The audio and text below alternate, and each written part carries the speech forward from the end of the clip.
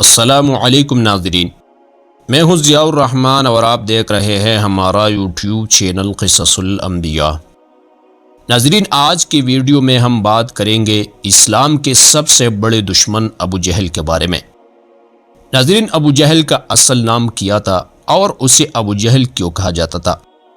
ناظرین، کیا ابو جہل کا نبی کریم صلی اللہ علیہ وسلم سے کوئی خاندانی رشتہ تھا؟ اگر ہاں تو کیا تھا؟ اور قریش میں ابو جہل کا مقام اور حیثیت کیا تھی؟ لوگ اسی کیوں سردار مانتے تھے؟ اور اسلام اور مسلمانوں کے خلاف ابو جہل کا رویہ کتنا ظالمانہ اور سنگ دلانہ تھا؟ اور ابو جہل نے غزوہ بدر میں اپنی طاقت کی نشے میں کس طرح شکست کھائی اور کیا انجام پایا؟ اور ناظرین، کیا آپ نے کبھی سوچا ہے کہ ابو جہل جس نے اسلام کے خلاف ہر حربہ استعمال کیا، خود کس طرح ذلت آمیز موت کا شکار ہوا؟ اور ناظرین، ابو جہل کو امت کا فرعون کیوں کہا جاتا ہے؟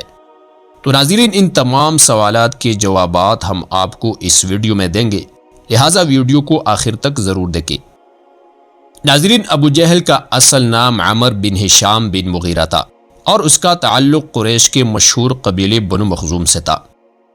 بنو مخزوم کو قریش کے اہم اور با اثر قبیلوں میں شمار کیا جاتا تھا، جو مکہ کی سیاسی اور معاشی معاملات میں نہایت اہم کردار ادا کرتے تھے۔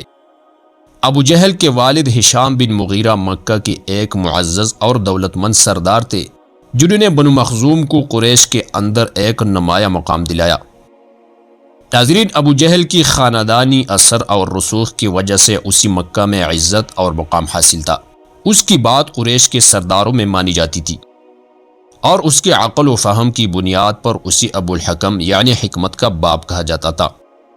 لیکن جب اسلام کا پیغام آیا اور اس نے اسے رد کر دیا تو اس کے رویے اور کردار کی وجہ سے نبی کریم صلی اللہ علیہ وسلم اور مسلمانوں نے اسے ابو جہل یعنی جہالت کا باپ کا لقب دیا، جو اس کی اصل حقیقت کو بیان کرتا ہے۔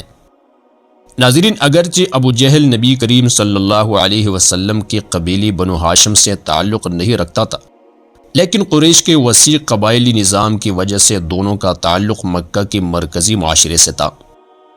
نبی کریم صلی اللہ علیہ وسلم اور ابو جہل ایک دوسرے کے ہم وطن تھے، لیکن اسلام کی دعوت کے آغاز کے ساتھ ہی ان کے تعلقات میں ایک واضح دراڑ آ گئی۔ ابو جہل کو نبی کریم صلی اللہ علیہ وسلم کی صداقت کا علم تھا، کیونکہ مکہ کے لوگ آپ صلی اللہ علیہ وسلم کو صادق امین یعنی سچا اور امانت دار کے لقب سے پکارتے تھے، لیکن اس نے اپنی قبائلی غرور اور جھوٹی شان و شوکت کی وجہ سے آپ صلی اللہ علیہ وسلم کی نبوت کو تسلیم کرنے سے انکار کر دیا۔ ناظرین، اللہ تعالی نے قریش کو عرب کے بڑے قبائل میں ممتاز حیثیت عطا کی تھی۔ وہ خانہ کعبہ کی متولی، حاجیوں کے خدمتگار اور معاشی طور پر مستحکم تھے۔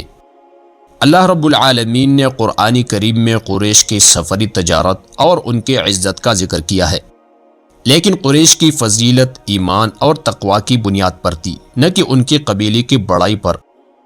لیکن ہر قوم کی فضیلت ایمان اور تقوی کی بنیاد پر ہوتی ہے، نہ کہ ان کے قبیلے کی بڑائی پر۔ چنانچہ سورہ حجرات میں اللہ تعالی کا فرمان ہے، جس کا ترجمہ یہ ہے: اے لوگو، ہم نے تمہیں ایک مرد اور عورت سے پیدا کیا اور تمہارے قبیلے اور قومیں بنائے تاکہ تم ایک دوسرے کو پہچان سکو۔ بے شک اللہ کی نزدیک تم میں سب سے عزت والا وہ ہے جو سب سے زیادہ متقی ہے۔ ناظرین، اللہ تعالیٰ اس آیت میں تمام انسانوں کو مخاطب کرتے ہوئے فرماتے ہیں کہ ہم نے تمہیں ایک مرد یعنی حضرت آدم علیہ السلام اور ایک عورت حضرت حوا علیہ السلام سے پیدا کیا، اور پھر تمہیں مختلف قوموں اور قبیلوں میں تقسیم کیا تاکہ تم ایک دوسرے کو پہچان سکو۔ ناظرین، اللہ تعالیٰ نے یہاں وضاحت کی کہ قوم، نسل یا قبیلہ کسی برتری کی علامت نہیں، بلکہ یہ صرف تعارف کے لیے ہے۔ اللہ کے نزدیک عزت اور برتری کا معیار صرف اور صرف تقوی یعنی اللہ کا خوف اور پرہیزگاری ہے۔ ناظرین، عزت کا معیار صرف قریشی وغیرہ ہونا نہیں، بلکہ عزت کا معیار ایمان اور تقوی ہے۔ لہٰذا ایماندار اور متقی حبشی غلام بھی ایمان قریشی ابو جہل سے بہت بہتر ہے۔ ناظرین، ابو جہل اپنی ابتدائی زندگی میں ذہین، فصیح اور معاملہ فہم سمجھا جاتا تھا۔ وہ مکہ کی تجارتی قافلوں کی قیادت کرتا اور اپنے قبیلے کے مسائل حل کرنے میں پیش رہتا۔ اس کی فصاحت اور بلاغت اور قریش کے امور میں مہارت اور سرداری کی صلاحیتوں کی بنیاد پر اسے ایک قابل احترام مقام حاصل تھا، لیکن اس کی ذہانت کے باوجود اس کی شخصیت میں شدت پسندی، غرور اور ظلم کا پہلو نمایاں تھا۔ وہ کسی بھی شخص یا گروہ کو اپنے سے برتر سمجھنے کو تیار نہیں تھا، اور یہی غرور بعد میں اسلام کی مخالفت میں اس کی سخت گیری کی بنیاد بنا۔ ناظرین، ابو جہل نے اسلام کی دعوت کو نہ صرف جھٹلایا بلکہ اسی جڑ سے ختم کرنے کے لیے ہر ممکن قدم اٹھایا۔ اس نے قریش کے دیگر سرداروں کو اسلام کے خلاف اکسایا۔ اس نے قبائلی تعصب کی بنیاد پر قریش کو متحد کیا اور اسلام کے بڑھتے ہوئے اثر کو روکنے کی ہر ممکن کوشش کی۔ اس کی دشمنی کئی شکلوں میں ظاہر ہوئی۔ ناظرین، ابو جہل کا سب سے پہلا ہدف نبی کریم صلی اللہ علیہ وسلم کی ذاتی مبارکہ تھی۔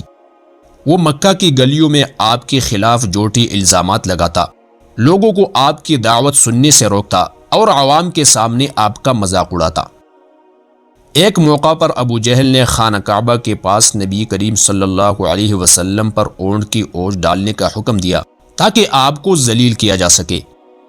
اس واقعے پر اللہ کے رسول صلی اللہ علیہ وسلم نے اللہ تعالی سے دعا کی اور بعد میں ابو جہل کا انجام سب کے سامنے آیا۔ ناظرین، ابو جہل نے ان مسلمانوں کو خاص طور پر نشانہ بنایا جو غریب، غلام یا کمزور تھے۔ اس نے حضرت بلال رضی اللہ عنہ پر وحشیانہ تشدد کیا، انہیں دیکھتے ہوئے کوئلوں پر لٹایا اور اسلام چھوڑنے کے لیے دباؤ ڈالا، لیکن حضرت بلال رضی اللہ عنہ ثابت قدم رہے اور احد احد یعنی اللہ ایک ہے پکارتے رہے۔ حضرت سمیہ رضی اللہ تعالی عنہا جو اسلام کی پہلی شہید خاتون تھی، ابو جہل کی ظلم کا نشانہ بنی۔ اس نے اپنے ہاتھ سے انہیں شہید کیا اور اپنی درندگی کی حدیں پار کر دی۔ غزوہ بدر میں ابو جہل نے قریش کے لشکر کی قیادت کی۔ اس نے جنگ سے پہلے قریش کے سرداروں کو اکسایا کہ وہ مسلمانوں کو مٹا دے اور مکہ کے راستے سے اسلام کا خاتمہ کر دے، لیکن اللہ کے وعدے کے مطابق حق نے باطل کو شکست دی اور ابو جہل کا غرور خاک میں مل گیا۔ ناظرین، غزوہ بدر اسلام اور کفر کے درمیان پہلا بڑا معرکہ تھا جس میں ابو جہل قریش کے لشکر کی قیادت کر رہا تھا۔ غزوہ بدر کے میدان میں ابو جہل نے قریش کی قیادت کرتے ہوئے مسلمانوں پر حملے کا حکم دیا، لیکن اللہ تعالی نے اس کے تکبر اور ظلم کا خاتمہ کر دیا۔ ناظرین، غزوہ بدر کے دوران ابو جہل پر 2 نوجوان انصاری صحابہ نے حملہ کیا، جس کی وجہ سے ابو جہل شدید زخمی ہوا۔ چنانچہ ابو جہل زخمی حالت میں زمین پر گرا ہوا تھا۔ جب حضرت عبداللہ ابن مسعود رضی اللہ عنہ، جو پہلے اس کے مظالم کا شکار رہ چکے تھے، اس کے قریب پہنچے تو ابو جہل نے اپنی آخری سانسوں میں بھی تکبر کا مظاہرہ کرتے ہوئے کہا، مجھے شرم کی بات نہ سمجھنا، ایک معمولی شخص کے ہاتھوں میری موت ہو رہی ہے۔ حضرت عبداللہ ابن مسعود رضی اللہ عنہ نے اس کا سر کاٹ کر نبی کریم صلی اللہ علیہ وسلم کی خدمت میں پیش کیا۔ جب ابو جہل کی موت کی خبر نبی کریم صلی اللہ علیہ وسلم کو دی گئی تو آپ صلی اللہ علیہ وسلم نے فرمایا، یہ امت کا فرعون تھا، اس کا انجام ویسا ہی ہوا جیسا فرعون کا ہوا۔ اور ناظرین، بالآخر یہ جنگ مسلمانوں کی فتح پر ختم ہوئی۔ ناظرین، ابو جہل کا کردار اس بات کی عکاسی کرتا ہے کہ جب انسان غرور، تعصب اور جاہلیت میں اندھا ہو جائے تو وہ حق کو دیکھنے اور تسلیم کرنے کی صلاحیت کو دیتا ہے۔ اس کا انجام اس بات کی دلیل ہے کہ کوئی بھی مال و دولت، سرداری یا قبائلی حیثیت اللہ کی دین کے مقابلے میں کامیاب نہیں ہو سکتی۔ ابو جہل کی موت اسلام کی فتح اور باطل کے زوال کی علامت تھی، اور یہ واقعہ قیامت تک کے لیے ایک سبق ہے کہ حق ہمیشہ غالب آتا ہے۔ ناظرین، امید کرتے ہیں کہ ہماری ویڈیو آپ کو پسند آئی ہوگی۔ اگر ویڈیو پسند آئی ہوں تو ویڈیو کو لائک، شیئر اور کمنٹ میں اپنے رائے کا اظہار ضرور کیجیے گا، اور اگر آپ اس قسم کی مزید ویڈیوز دیکھنا پسند کرتے ہیں تو ہمارے چینل قصص الانبیاء کو سبسکرائب کریں۔